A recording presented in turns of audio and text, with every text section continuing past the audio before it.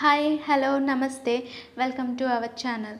So ఇప్పుడైతే పడుతున్న వర్షాలకి ఏదైనా క్రంచీగా అలాగే టేస్టీగా ఉండే స్నాక్ ఐటెం గురించి తెలుసుకుందాం. అదే జొన్న పిండి చెక్కలు. సో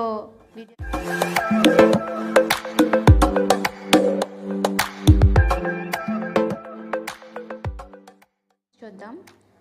జొన్న పిండి 1 కప్పు, శనగపప్పు నానబెట్టుకున్నది 1/2 కప్పు, అలాగే సాల్ట్, జీలకర్ర, వాము, చిన్న ధనియాల పొడి, అల్లం వెల్లుల్లి పేస్ట్, అలాగే తరిగి పెట్టుకున్న ఉల్లిపాయ, పచ్చిమిరపకాయలు, అలాగే కొత్తిమీర అండ్ కొంచెం కారం. సో ఇప్పుడు అయితే ప్రాసెస్ ఏంటంటే మనం ఒక బౌల్ తీసుకొని ఆ బౌల్లో మనకు కావాల్సినంత జొన్న పిండిని తీసుకుంటామండి. పైన చెప్పిన ఇంగ్రీడియంట్స్ అన్నీ ఉన్నాయి కదా, సో వాటన్నిటినీ కూడా యాడ్ చేసుకోవటమే. చాలా సింపుల్ రెసిపీ అండి. ఇప్పుడైతే నేను ఆనియన్స్ అలాగే కొత్తిమీర, పచ్చిమిరపకాయలు యాడ్ చేస్తున్నాను. సో పిల్లలు ఉన్నట్టయితే కనుక పచ్చిమిరపకాయలు తక్కువ వేసుకుంటే సరిపోతుంది, అసలు వేసుకోకపోయినా పర్వాలేదు. ఇప్పుడు శనగపప్పుని యాడ్ చేశాను. సో దాని తర్వాత వాము, నెక్స్ట్ అల్లం వెల్లుల్లి పేస్ట్, కొంచెం కారం, నెక్స్ట్ ధనియా పౌడర్, రుచికి సరిపడినంత ఉప్పు యాడ్ చేసుకొని నెక్స్ట్ లాస్ట్లో జీలకర్ర కూడా యాడ్ చేసుకున్నాను. యాడ్ చేసుకున్నాక వాటర్ని కొంచెం కొంచెంగా యాడ్ చేస్తూ మనకి చపాతీ పిండి ఎలా అయితే ఉంటుందో, చపాతీ పిండిని ఎలాగైతే కలుపుకుంటామో సో అలాగా మనం ప్రిపేర్ చేసుకోవాలి. సో తక్కువ యాడ్ చేసుకుంటూ కలుపుతూ ఉండాలండి.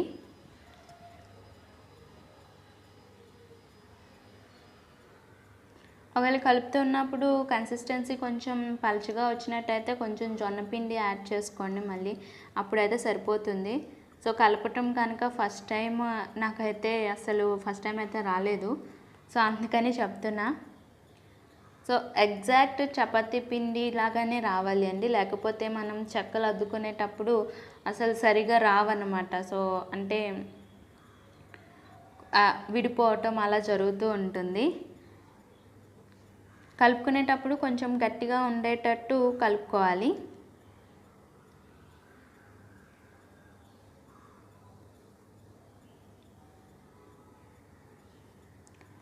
సో ఇలా కలిపేసుకున్నాక మనకి డీప్ ఫ్రైకి సరిపడా ఆయిల్ని నేను స్టవ్ మీద పెట్టుకున్నాను.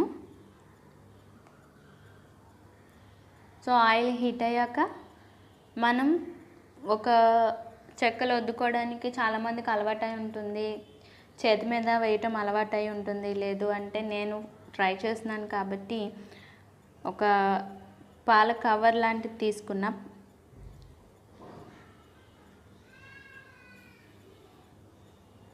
సో ఆ పాల కవర్ మీద ఇలా చెక్కల్లా అద్దుకోవాలి మనం తీసుకున్న పిండిని.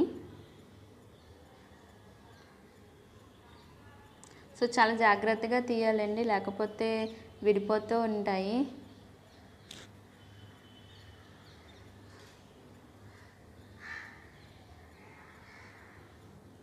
సో మనకి అంత పెద్దవి రాలేనప్పుడు చిన్న చిన్న ఉండల్లా తీసుకొని కొంచెం చిన్నగా అద్దుకొని అప్పుడు వేసుకుంటే సరిపోతుంది. సో చాలా సింపుల్ రెసిపీ అండి, చాలా హెల్దీ రెసిపీ కూడా, చాలా టేస్టీగా కూడా ఉంటుంది.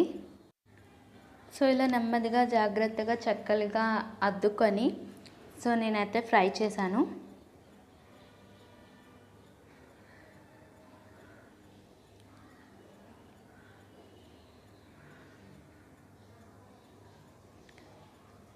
సో ఇది డీప్ ఫ్రై కొంచెం గోల్డెన్ కలర్ వచ్చేంత వరకు ఫ్రై చేసుకోవాలండి.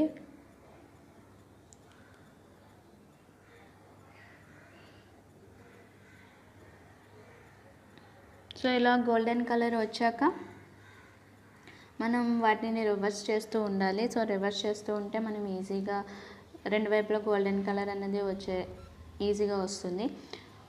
సో గోల్డెన్ కలర్ అనేది వచ్చాక ఇలా సర్వింగ్ బౌల్లోకి తీసుకుంటే చాలా టేస్టీగా ఉండే స్నాక్ ఐటెం అన్నది రెడీ అయిపోతుంది. సో సర్వింగ్ బౌల్లోకి తీసుకొని టమాటో సాస్తో తీసుకుంటే కనుక చాలా సూపర్గా ఉంటుందండి. టేస్ట్ మాత్రం చాలా అదిరిపోయింది, నాకైతే చాలా బాగా నచ్చింది. సో మీరు కూడా ట్రై చేయండి.